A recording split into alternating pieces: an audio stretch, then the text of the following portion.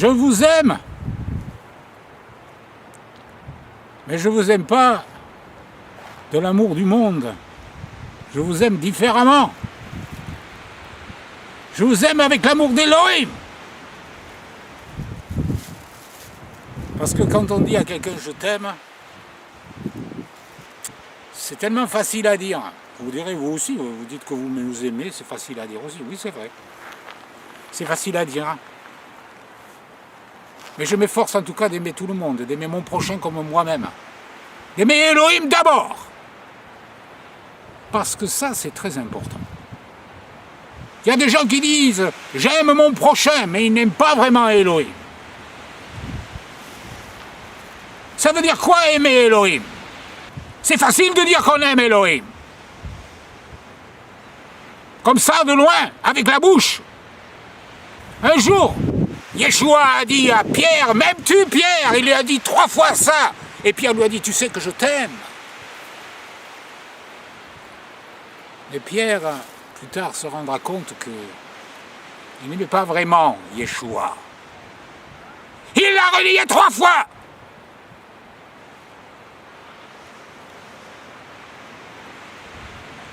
Vous dites que vous aimez Elohim. Je dis que j'aime Elohim. Mais si j'étais devant l'échafaud, qu'est-ce que je ferais?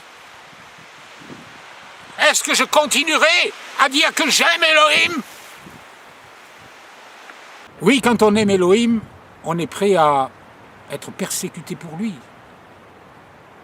Accepter d'être montré du doigt. C'est pas facile. Humaine vous dit, wow, cet homme est bien. Mais si vous le mettez à côté de Dieu, à côté de la perfection de Dieu, il n'est pas joli à voir. Vous connaissez peut-être cette image. Vous nettoyez bien votre appartement, vous enlevez la poussière partout. Avec un temps tout à fait normal, gris, comme aujourd'hui. Enfin, comme maintenant, parce qu'aujourd'hui il a fait beau, mais là...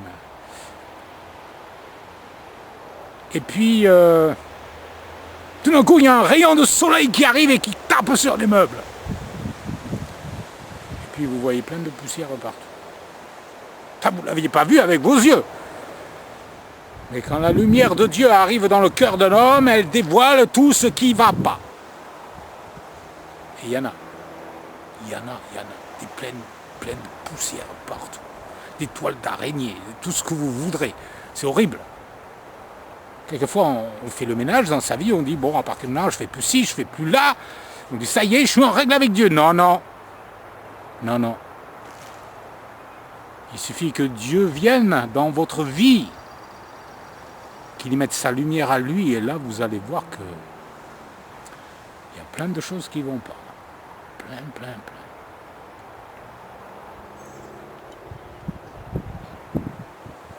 Oui, il y a un prophète qui a dit à un moment donné « Malheur à moi, je suis perdu car je suis un homme pécheur ». En fait, notre cœur est mal disposé. Nous avons du mal à faire le bien. Nous sommes attirés par le mal. C'est inné à notre nature. Vous savez, pour faire le mal, c'est pas difficile, il n'y a qu'à se laisser aller. C'est comme vous mettez une planche en bois sur une rivière, cette planche, elle va suivre le courant. Il n'y a qu'à se laisser aller. Suivre le courant, et on fait le mal, naturellement. Parce que pour faire le bien, pour faire un demi-tour, il faut marcher à contre-courant. C'est-à-dire dans le sens inverse de la rivière. Alors il faut nager, c'est fatigant, on n'y arrive pas. Alors il y a des gens qui essaient de faire ça avec leurs propres efforts. Ils n'y arrivent pas. C'est trop dur.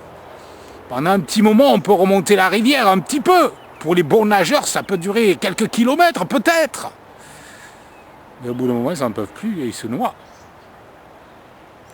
Si Jésus-Christ, si Yeshua n'entre pas dans notre cœur, Al-Mashiach, le Messie, n'est pas dans notre cœur pour nous donner la force de faire ce qu'il veut, on n'y arrivera jamais. C'est impossible. C'est trop dur. C'est pas tellement dur de fêter les fêtes de Dieu ou de faire Shabbat, c'est pas ça qui est dur. C'est ce qu'il y a de mauvais en nous, notre égoïsme, notre orgueil, nos mauvais penchants. C'est ça qui est dur à déraciner. La Bible dit, et comme le péché est entré dans le monde, et par le péché la mort, parce que tous ont péché. Tous, sans exception.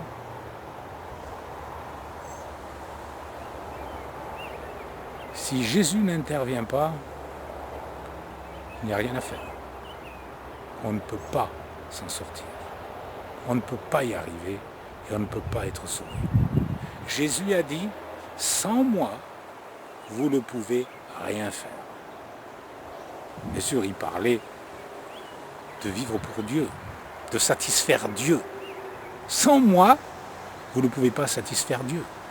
C'est ce que voulait dire Jésus. Bien sûr, vous pouvez faire autre chose, vous pouvez faire la cuisine. C'est pas de ça qu'il parlait, bien sûr, évidemment. Quand il disait rien faire, ça voulait dire dans le domaine spirituel, pour satisfaire Dieu, les exigences de Dieu, la justice de Dieu. Parce que Dieu, qu'est-ce qu'il demande? Pas grand-chose, la perfection. Il demande la perfection. Car Dieu était en Christ, dit l'apôtre Paul. Dieu était en Christ. Et Christ n'a jamais péché. Jamais. Pas une seule fois. Oh, le diable a bien essayé de le faire tomber. Mais il n'y est pas arrivé. Contrairement à Adam. C'est pour ça que Jésus est appelé le second Adam. Parce que Dieu a recommencé. Jésus a vécu la même expérience qu'Adam. Il a été tenté comme Adam. La Bible dit qu'il a été tenté comme nous en toutes choses sans jamais pécher. Jamais, jamais, jamais. Pas une seule mauvaise pensée. Il est le sacrifice de Dieu, sans défaut et sans tâche. C'est pour ça qu'il a pu être offert en sacrifice pour les péchés. Parce que Dieu demandait un animal sans défaut et sans tâche. Sans tâche. Si Jésus n'est pas dans votre cœur,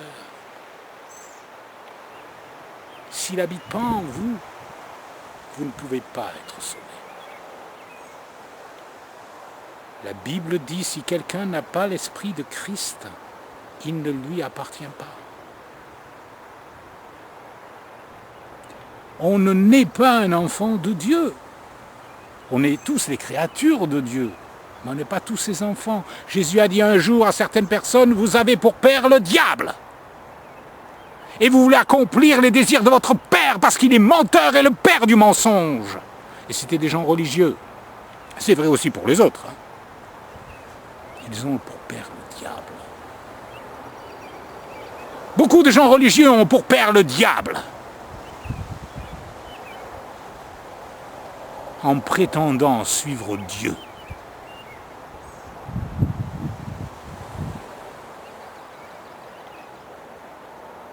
On ne naît pas un enfant de Dieu, on le devient. Parce que Jésus appelle la nouvelle naissance. Si un homme ne naît de nouveau, il ne peut voir le royaume de Dieu, dit Jésus à Nicodème, qui était un pharisien. Tu dois naître de nouveau.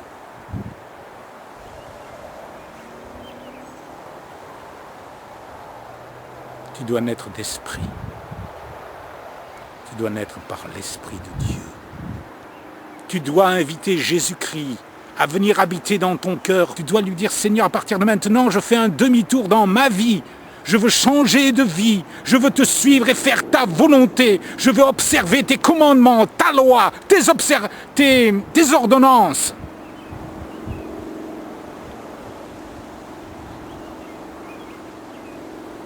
Il ne disparaîtra pas de la loi un seul iota et un seul trait de lettre jusqu'à ce que tout soit arrivé, a dit Jésus. Pas un seul commandement ne disparaîtra. Alors ceux qui disent que Jésus a aboli la loi à la croix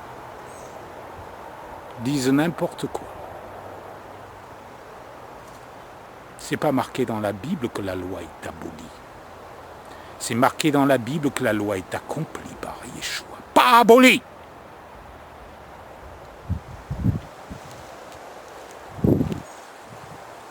Certains disent que la loi c'est les rudiments du monde. C'est un blasphème. Un blasphème! C'est pas ça les rudiments du monde. Les rudiments du monde, ce sont les fausses religions. Vous savez, les fausses religions qui enseignent à adorer de faux dieux. C'est ça les rudiments du monde. N'appelez pas la loi de Dieu les rudiments du monde. C'est un blasphème.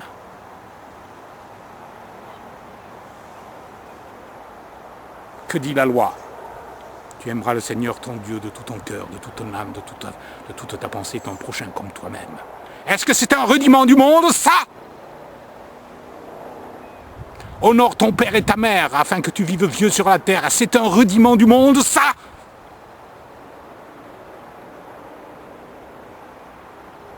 C'est la loi. C'est la loi qui a été répétée ensuite dans la deuxième alliance, dans ce que vous appelez le Nouveau Testament.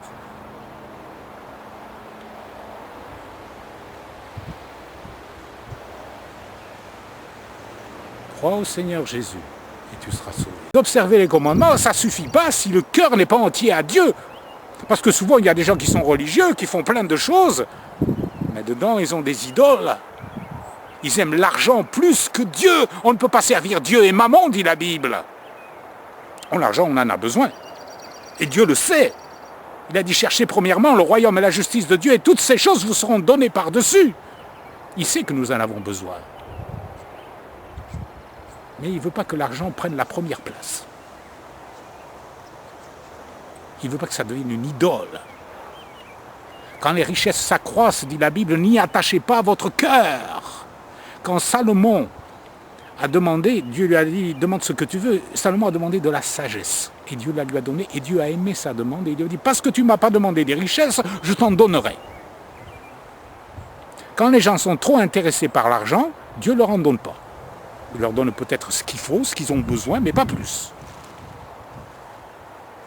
Et puis les gens qui sont complètement désintéressés, quelquefois, pas toujours, mais quelquefois, il leur en donne beaucoup.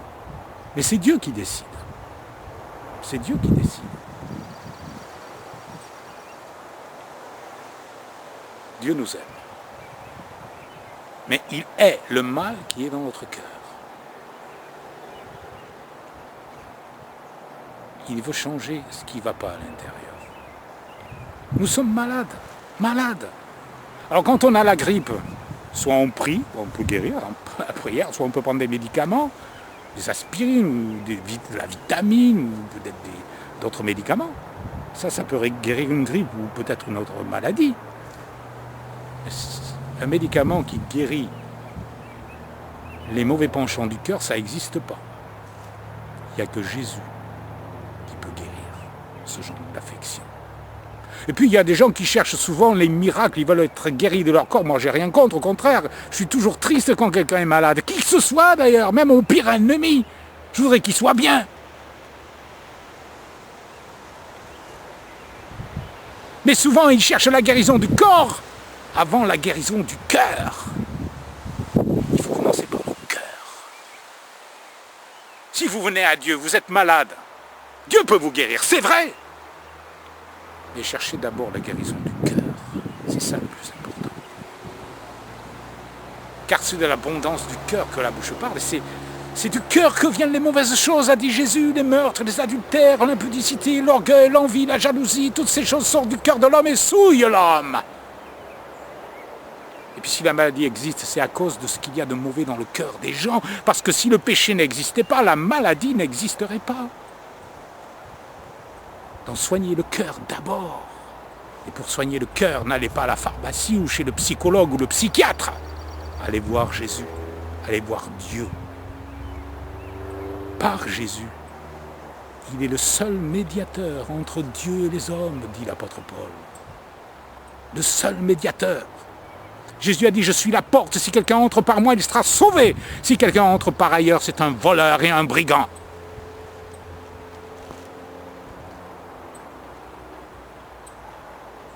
Il n'y a que Jésus qui peut vous aider. Il n'y a que lui qui peut vous donner la paix de l'âme et du cœur. Venez à lui. Dites-lui, Seigneur, pardonne-moi. Sauve-moi. Change-moi. Fais de moi une nouvelle création. Si vous le faites de tout votre cœur, le Saint-Esprit viendra en vous. et vous passerez de la mort à la vie, des ténèbres à la lumière, du royaume de Satan au royaume de Dieu. Mais qu'il n'y ait pas de demi-mesure. Ne dites pas, oui, je viens à Jésus, je suis prêt à faire certaines choses, mais pas d'autres. Peut-être vous ne comprenez pas tout, mais Dieu vous aidera à comprendre, petit à petit. N'attendez pas d'être parfait pour venir à Jésus-Christ. Venez tel que vous êtes. Dites-lui, Seigneur, je ne peux pas me guérir tout seul. J'ai besoin de ton aide. J'ai besoin de toi. Viens dans mon cœur. Sauve-moi et change-moi. Tel que je suis, sans rien à moi. Sinon ton sang, versé pour moi. Et ta voix qui m'appelle à toi, agneau de Dieu, je viens, je viens.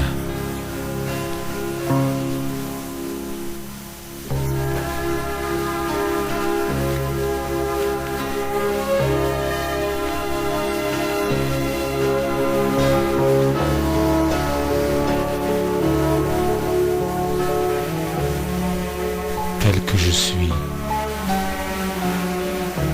bien vacillant, en proie au doute, à chaque instant.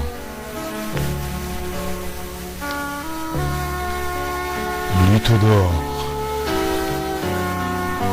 crainte au dedans,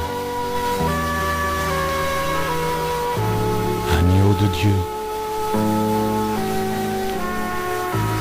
Je viens, je viens.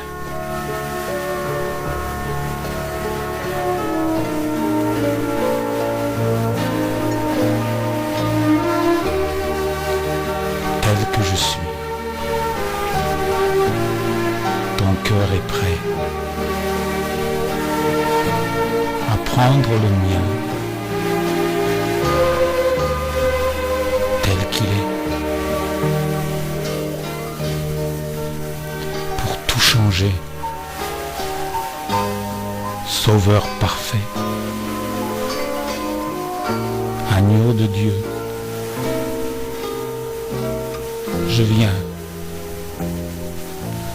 je viens.